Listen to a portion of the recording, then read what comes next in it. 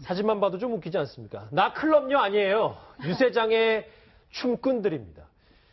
뭐 말이 좀 필요 없는 것 같은데 요즘 유세 한창입니다. 춤꾼들이 나섰다고 하는데 영상을 한번 만나보시죠.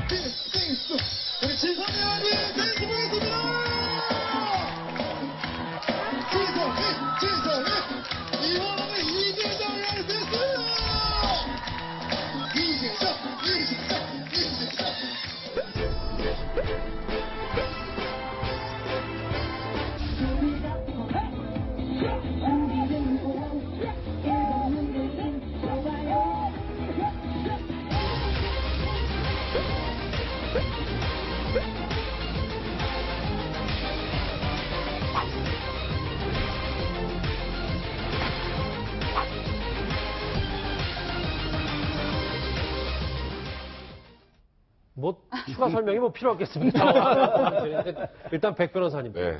물론 뭐 지금 이따 뭐 다른 당 유세 현장 국민의당 뭐 나머지 당도 보겠지만 뭐 문재인 후보 캠프 대단하네요. 뭐 다른 분 다 떠나서 일단 전 이재정 의원은 정말 춤이 뭔지를 좀 아시고 약간 스카프 르는 걸 보고 제가 깜짝 놀랐는데 예. 그러니까 정말 저 정도로 즐겁고 유쾌하고 행복하게 지원 유세를 하고 있다라는 정도로 보면 될 것 같고요. 참 재밌는 건 이재영 의원이 이제 클럽 좀 다녔나 보다 이렇게 사람들이 SNS에 많이 올리니까 저 사법고시 할 때는 클럽이 없었습니다. 그때는 이제 클럽이 없었거든요. 근데 아까 이렇게 쭉 보면서 한 분은 꼭 지적을 해드리고 싶네요. 조홍천 의원 춤 좀 배우셔야 될 것 같습니다. 예. 제가 지나치게 진지하게 해서 찬물을 끼얹는지 몰라도 이 대선이 춤출 대선은 아니지 않습니까? 예, 저는 더민주당 의원들은 신날만 한지 몰라도 과연 그럴 만한 대선인지 좀 진지한 접근이 필요하다고 보입니다. 정말 유권자들만 심각한 것 같아요. TV 토론 지금 두 차례 벌어졌는데 고만고만한 그 후보들 보면서 얼마나 지금 유권자들은 심각한데요. 예. 예, 저는 좀 의원들의 자중이 필요하다고 봅니다. 예. 아니 참모를 너무 갑자기 물론 그 부분도 있고요. 예. 다시 당연히 그렇게 생각할 수 있죠. 저도 뭐 그래서 예, 허 부장님 저희가 조금 신나는 유세전을 좀 다시 이어가 볼게요. 예. 여성 의원들의 면면을 살펴봤는데 사실 조홍천 의원도 굉장히 춤 하면 빼놓을 수 없다 뭐 이런 얘기가 들려오더라고요. 말은 그런데 사실은 보니까 몸치 수준이에요. 근데 이제 저 현장에서 어쨌든 저 로고송들이 다 있지 않습니까? 로고송의 기본적인 특성이 신나고 빠르고 단순하고 반복적인 거거든요. 그래서 이제 현장에서 결국은 저렇게 이제 흐름을 탈 수밖에 없는데 특히 이게 후보의 지지율하고 현장의 저런 활동성이 비례하게 되어 있습니다.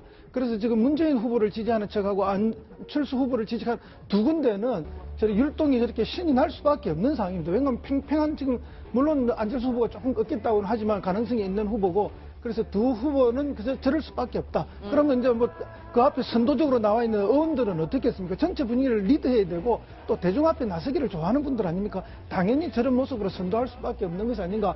물론 방금 우리 변호사님 말씀하신 것처럼 국가적 위기 상황이기 때문에 그 부분에 대한 진지함은 따로 반드시 해야 되는 거고 또 현장은 현장이기 때문에 또 저런 즐거운 모습과 유권자하고 교감하는 모습들은 보여줄 수밖에 없다. 이렇게 말씀드립니다. 뭐 심상정 후보 측도 저렇게 조금 이제 몸을 율동도 보여주고 아까 그렇네요. 잠깐 자막으로 지나갔지만 뭐 국민의당 이현주 의원도 어제 남대문에서 소심하지만 뭐 율동을 좀 보였다고 하는데 각 당들도 지금 일단 18일밖에 남지 않았기 때문에 여러 준비들이 한창입니다.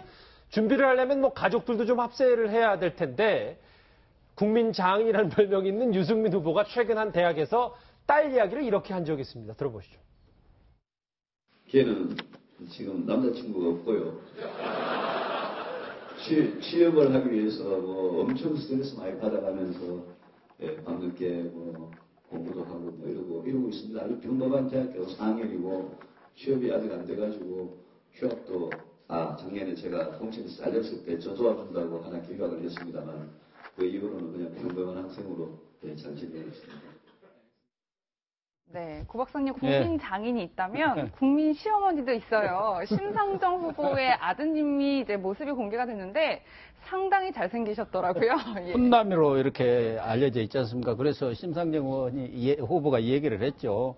유권자가 와야 하는데 며느리감들만 잘 몰리고 있다고 그러는데 예. 어쨌든 이 총선이든 대선이든 전에 누가 얘기했습니다만 지게작대기도 필요한 거거든요. 어떤 사람이 끌어오는데 네, 그렇겠죠. 뭐 심상정, 유승민 두 후보 참 토론도 잘하고 참 똑똑하신 분인데 워낙 당세가 적다 보니까 뭐 좀 지지율이 안 올라서 안타깝기는 합니다만 또 가족들까지 이렇게 나서서 총력전을 펴는 모습은 참 훈훈하고 뭐 무슨 국민 장인, 국민 뭐 시어머니 떠나서 참 보기는 좋습니다. 이게 심상정 후보 측은 왜 본인이 안 뜨고 아들이 더 떠서 좀 볼멘 소리가 했다는데 그 아들 목소리 한번 들어보실까요? 저희 집은 엄청 민주적이에요. 그 집안의 모든 대소사는 이 가족회의에서 결정하거든요. 오늘 안건은요, 요즘 설거지랑 빨래가 밀리고 있어요. 우현 씨도 가사에 동참하고 있습니까? 왜 못합니까? 왜 안 합니까? 도대체 양심이 있어야 될 거 아니에요, 양심이.